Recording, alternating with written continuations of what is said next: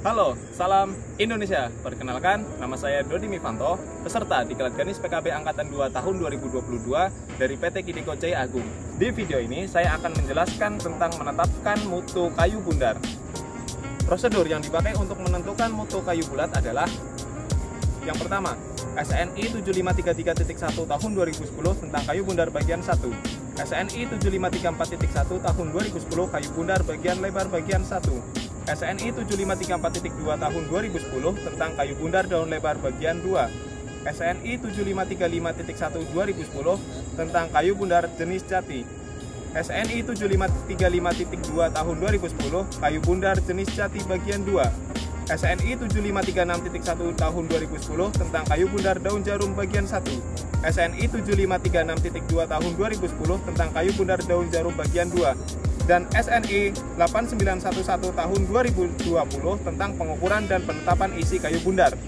Alat dan bahan yang digunakan dalam menetapkan mutu kayu bundar adalah pita ukur atau meteran, tali sit, alat tulis, kapur atau spidol, kalkulator, tabel pengujian SNI, dan APD berupa helm, sarung tangan, rompi, dan sepatu safety. Cacat adalah suatu kelainan yang terdapat pada kayu yang dapat mempengaruhi mutu dan atau isi kayu. Cacat dibagi menjadi 3, yaitu cacat badan adalah cacat yang terdapat pada badan kayu. Yang kedua adalah cacat bentuk, adalah penyimpangan bentuk dari bentuk umum kayu bundar. Dan yang ketiga adalah cacat pontos, adalah cacat yang terdapat pada pontos. Jenis-jenis cacat sesuai SNI adalah sebagai berikut. Sedangkan cacat berdasarkan lokasi dan bentuk dibagi menjadi 3, yaitu cacat bentuk, cacat badan, dan cacat pontos. Kayu yang akan kita gunakan sebagai contoh penentuan mutu adalah kayu akasia, sehingga tabel SNI yang digunakan adalah tabel C1, lampiran C, SNI 7534.1 tahun 2010 tentang persyaratan mutu kayu bundar daun lebar jenis Gemelina dan akasia. Berdasarkan tabel C1, tidak semua cacat kayu masuk dalam pertimbangan mutu kayu. Ketentuan cacat yang masuk dalam perhitungan mutu kayu adalah sebagai berikut. Yang pertama, kita mengidentifikasi kasar kayu yang akan kita identifikasi.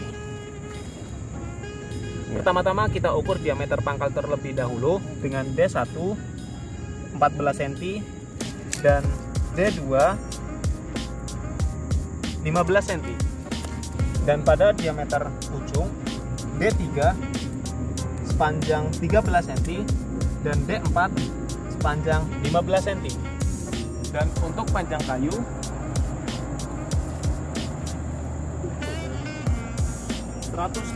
cm. Cacat bentuk yang akan kita identifikasi pertama adalah kelurusan.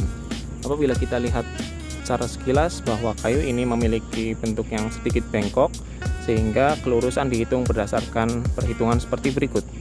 Kelurusan adalah perbandingan kedalaman lengkung kayu dengan panjang kayu dalam satuan persen. Kedalaman lengkung disimbolkan dengan Y sedalam 3 cm dan panjang kayu disimbolkan dengan P sepanjang 170 cm. Kelurusan kayu bernilai 3 dibagi 170 dikalikan dengan 100% dan hasilnya adalah 1,76% P. Yang kedua adalah arah serat. Kita lihat bahwa arah serat cenderung lurus dan tidak ada penyimpangan arah serat. Yang kedua adalah identifikasi cacat badan dari pecah. Kita lihat bentuk lock tidak ada pecah sama sekali. Dan yang kedua adalah mata kayu sehat. Bahwa di sini terdapat mata kayu. Di sini juga terdapat mata kayu sehat. Terdapat 3 buah mata kayu sehat. Yang ketiga adalah mata kayu busuk, bahwa di lock ini tidak terdapat mata kayu busuk. Dan yang selanjutnya adalah pecah selemper. Pada lock ini tidak terdapat pecah selemper dari ujung ataupun bontos kayu di pangkal. Dan yang kelima adalah pecah banting, juga tidak terdapat pecah banting dalam lock ini. Yang keenam adalah benjolan. Bisa kita lihat bahwa di lock ini tidak terdapat benjolan sama sekali. Yang ketujuh adalah lubang gerek besar, bahwa di lock ini tidak terdapat lubang gerek besar. Dan yang kedelapan adalah lengar, dan di lock ini juga tidak terdapat lengar bekas kebakaran atau bekas luka di badan kayu. Dan yang terakhir adalah growong, Di lock ini tidak terdapat growong sama sekali. Pada bagian bontos tidak terdapat pecah bontos, growong, teras busuk atau teras rapuh. Dan juga apabila kita cermati tidak ada kulit tersisip dalam bontos ini. Lalu yang selanjutnya adalah gubal. Gubal juga tidak ada dalam lock ini, dan pakah ataupun kunus juga tidak terdapat dalam lock ini. Pada bagian bontos ujung tidak terdapat pecah bontos, growong, teras busuk atau teras rapuh. Kulit tersisip dan gubal juga tidak ada dalam bontos ujung ini, dan untuk pakah dan kunus juga tidak terdapat dalam bontos ujung ini. Sehingga perhitungan mutu kayu lock akasia tersebut adalah sebagai berikut.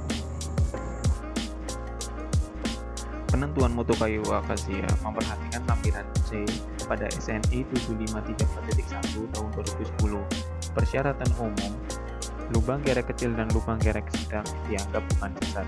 Yang kedua, kesilindrisan dan kebundaran tidak dipersyaratkan. Dan yang ketiga, gubal untuk jenis kayu Gumelina tidak dipersyaratkan. Persyaratan khusus: yang pertama, cacat bentuk. Kelurusan pada lock memiliki nilai 1,76% P sehingga lebih dari yang dipersyaratkan dalam mutu P, sehingga lock tersebut masuk dalam mutu P. Yang kedua, arah serat lebih kecil dari 1,9 sehingga masuk dalam mutu P. Yang kedua adalah cacat badan. Lock tersebut tidak memiliki pecah selemper, pecah banting, benjolan, lubang gerek besar, lengar, dan growong.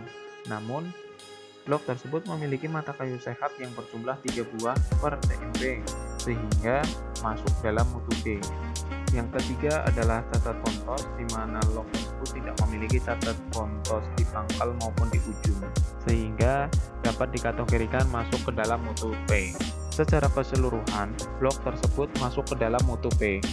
Namun, terdapat cacat mata kayu sehat sebanyak 3 buah per TMP, sehingga mengubah lock kayu tersebut menjadi memiliki mutu D. Demikianlah video penjelasan menetapkan mutu kayu bundar. Semoga bermanfaat dan tetap semangat!